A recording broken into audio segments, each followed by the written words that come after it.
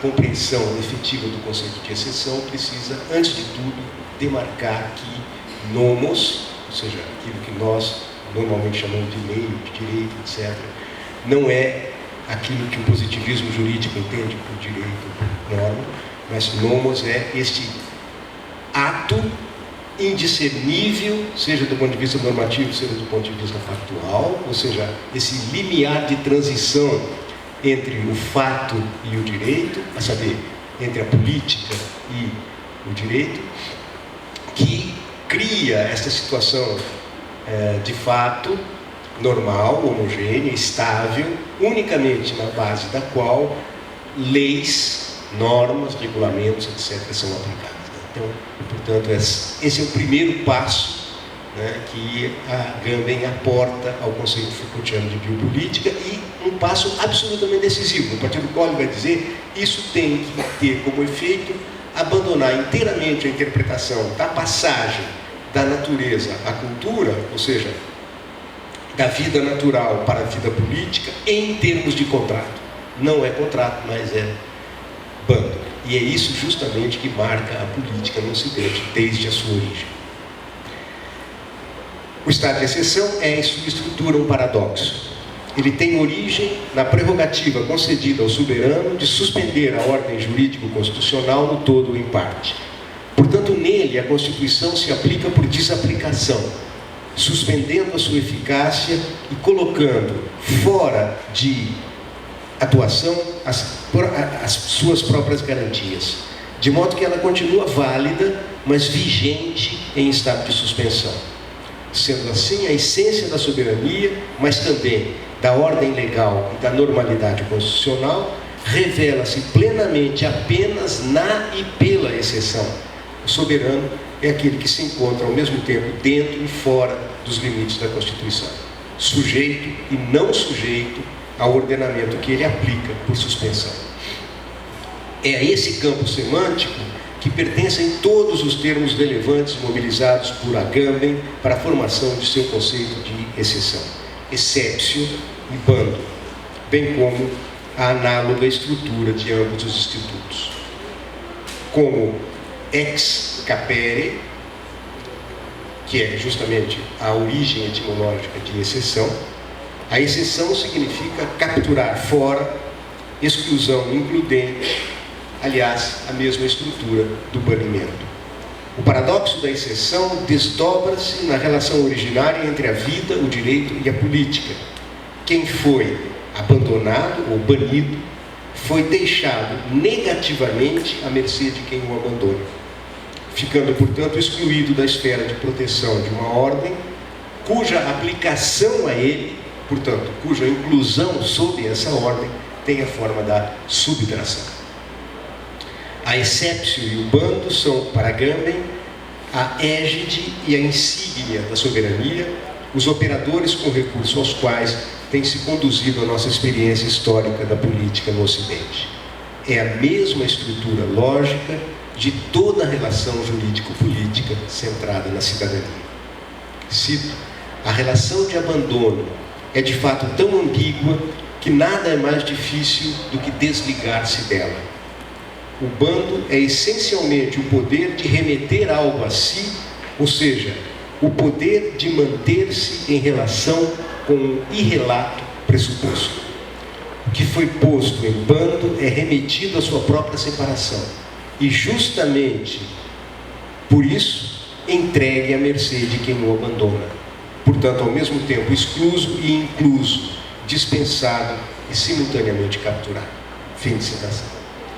Ora, esta é a estrutura isomórfica de exceptio e de bando, que significa exclusão includente e que de fato mostra-se de maneira exemplar no banimento ou no abandono, no qual o efeito da aplicação da lei consiste em privar o banido da proteção conferida pela própria lei. Portanto, aplicação suspensiva ou suspensão aplicadora. E desse modo, o soberano, isto é, aquele que decide sobre o estado de exceção, é a alma gêmea do Homo sapiens. Com base nesses elementos, pode-se compreender que a decisão sobre o estado de exceção fornece o paradigma de toda decisão extrema, ou seja, aquela que é tomada nos casos limite, razão pela qual o próprio conceito de exceção é, para Carl Schmitt, um conceito limite, pois ele se refere à relação entre a regra, o estado normal, e o caso concreto. Ou seja, uma relação da regra com o caso que em nenhuma instância pode ser deduzido da regra, precisamente porque ele é exceção. Ou seja, do caso insubsumível ao qual ela se aplica por suspensão. Por contraste, a decisão sobre o estado de exceção revela a própria normalidade, o que pressupõe a criação de um estado de coisas homogêneo e estável como condição de sua vigência. Razão pela qual este ato constitui também a essência da soberania, pois nele vem à luz como e por que a exceção explica tanto a si mesmo quanto a regra. Com isso, o soberano fica situado num limiar indiscernível, a saber, ao mesmo tempo, sujeito e não sujeito à legalidade que ele aplica por suspensão. A exceção configurando assim a condição ideal para a apreensão da sobreposição e da impossibilidade de distinguir entre o factual e o normativo, o jurídico e o político, o plano da lei e o âmbito da vida, que a norma teria por função ordenar e regular.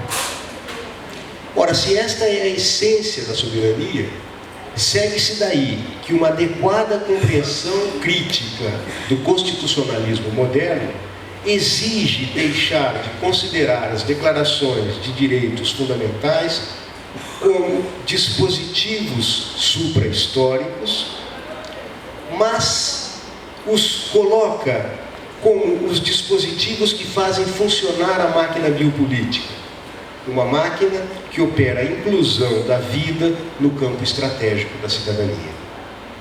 Sempre que necessário para a manutenção da normalidade, a decisão soberana suspende a Constituição, em particular as garantias constitucionais de direitos fundamentais e de liberdades públicas. E essa suspensão se dá para garantir e assegurar as condições necessárias de sua aplicação, de modo que esta suspensão da lei assume o estatuto de pressuposto necessário para a sua vigência e para a sua eficácia, o que é um total paradoxo. Nas condições da modernidade política, dá-se um transtorno persistente na excepcionalidade da exceção. Isto é, o dispositivo deixa de funcionar como um recurso temporário e transforma-se, como nós assistimos em nossos dias, no Brasil, mas não só no Brasil, transforma-se em um operador permanente da política, ou melhor, em uma tecnologia de governo, exigindo no plano da teoria uma reformulação em grande escala dos quadros conceituais da filosofia política e da filosofia do direito, pois o estado de exceção torna-se, em nossos dias, o autêntico nomos da modernidade política e a sua figura paradigmática é o campo de concentração. O estado de exceção, escreve Agamben, que era essencialmente uma suspensão temporária do ordenamento, tornou-se então um novo e estável ordenamento espacial, no qual habita aquela vida nua que cada vez menos deixa de inscrever-se nesse ordenamento.